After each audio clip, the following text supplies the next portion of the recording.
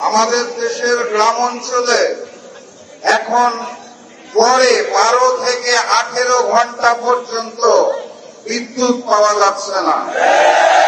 দ্রব্য মূল্যের ঊর্ধ্বগতিতে সাধারণ মানুষের দিন খুব কষ্টে কাটছে। তেলের জন্য যে লাইন প্রতিদিন দেখতে পাই, মানুষ অত্যন্ত কষ্টে জীবনযাপন করছেন।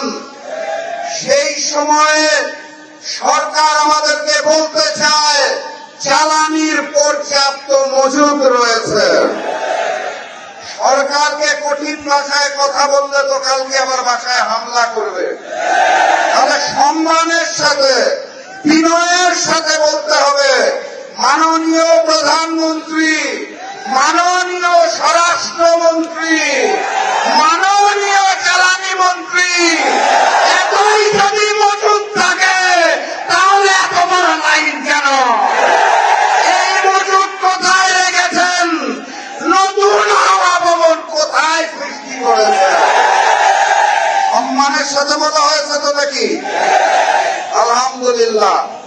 আর আজকের এই সমাবেশ থেকে স্পষ্ট ভাষায় জানিয়ে দিতে চাই, গণভোটের জনরায়ের আলোকে ওই জুলাই সনদ এই বিএনপি সরকার বাস্তবায়ন করবে না। অতএব তাদেরকে বাস্তবায়ন করাতে হবে।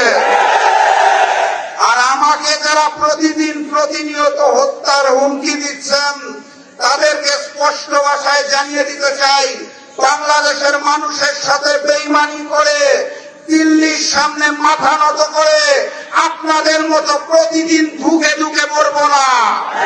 আল্লাহ নির্ধারিত সময়ে মৃত্যুবরণ করব, তার আগে পর্যন্ত ইনসাফের জন্য লড়বো ইনশাআল্লাহ। দৈনিক আজকের বাংলা .net